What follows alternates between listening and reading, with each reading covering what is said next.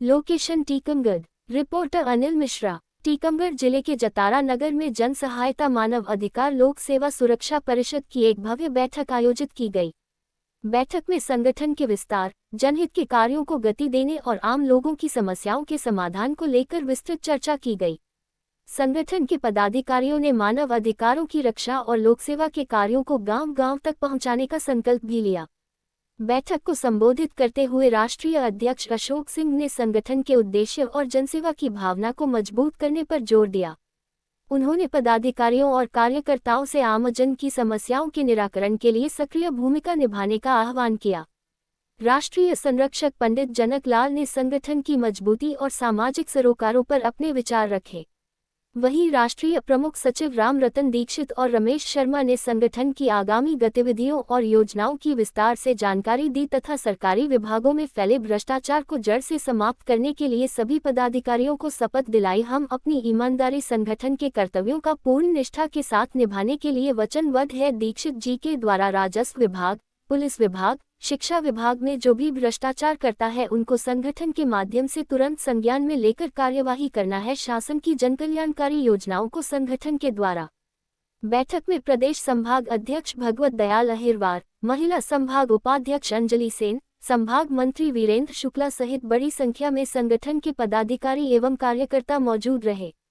सभी ने संगठन को और अधिक मजबूत बनाने तथा मानव अधिकारों की रक्षा एवं लोकसेवा के कार्यों को जन जन तक पहुंचाने का संकल्प लिया।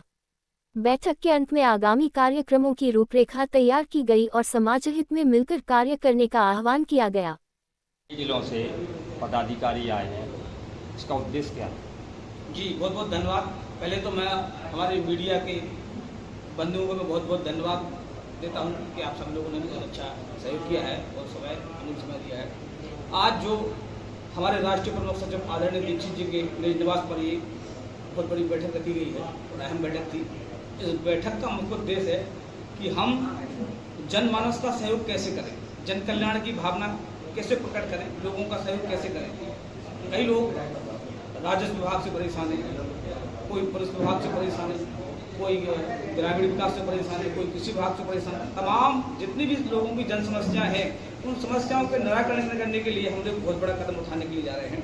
गाँव-गाँव में जन चौपाल लगाएंगे, लोगों की समस्याओं का समाधान करने के लिए संबंधित अधिकारियों को अवगत कराएंगे।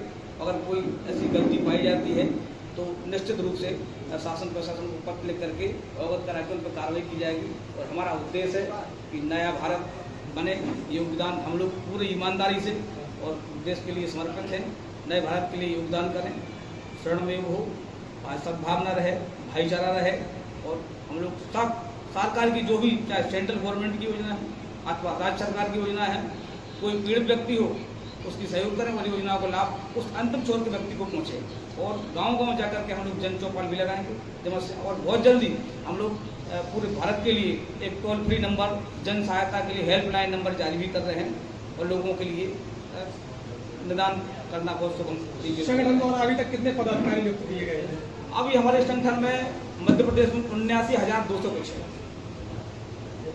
अभी जैसा कि आधार उसके लिए आयुष्मान कार्ड के लिए कहा गया कि पारदर्शिता आना चाहिए। अभी हमारे टीआई साहब ने बताया है, भूपत जी ने तो जो बताया है कि जो अपना आयुष्मान कार्ड है उनके द्वारा डॉक्टरों के लिए ये नहीं बताया जा रहा है कि तुम्हारा कितना पैसा कटा है, कितना पैसा लगा है, ट्रीटमेंट का बिल क्या है। तो हम सरकार से अनुरोध करेंगे, माननीय मुख्यमंत्री जी से मिलेंगे कि इसमें ऐसी पारदर्शिता की व्यवस्था की जाए कि लोगों को मैसेज आने लगे, उनको बताया जाए कि आपका इतना पैसा इसमें लगा है, आपका इतना पैसा इस चेक में लगा है, इस जांच में लगा है, इस सर्जरी में लगा है। तो व्यवस्थाएं सुदृढ़ रूप से पारदर्शिता तरीके से होनी चाहिए। हम निश्चित रूप से माननीय मुख्यमंत्री जी से निवेदन करेंगे और पत्र देंगे और एक पहल मुझे लगता है कि पूर्ण रूप से सार्थक होगी।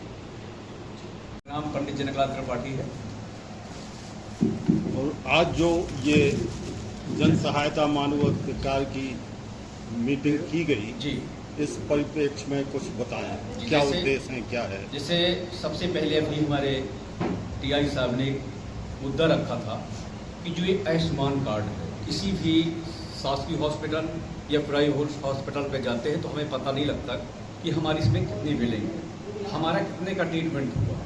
तो हर व्यक्ति को ये पता होना चाहिए कि मेरा जो है तो 500 रुपये का, 1000 का या 10 रुपये का क्या ट्रीटमेंट हुआ, उसके मोबाइल पे मैसेज आना चाहिए। सबसे पहला लक्ष्य तो हमारा संगठन की ओर से ये है। महिलाओं के बारे में क्या कहेंगे? कोई पीड़ित महिला है, यदि कोई भी पीड़ित महिला है, उसकी सुरक्षा करना हमारा आपका सबका काम है। ऐसा नहीं कि संगठन पर उसकी सुरक्षा करें, हमारा आपका सबका दायित्व है कि महिला की सुरक्षा करें। ऐसा नहीं कि ये पूरी जवाबदारी अकेले संगठन को ही दी गई है।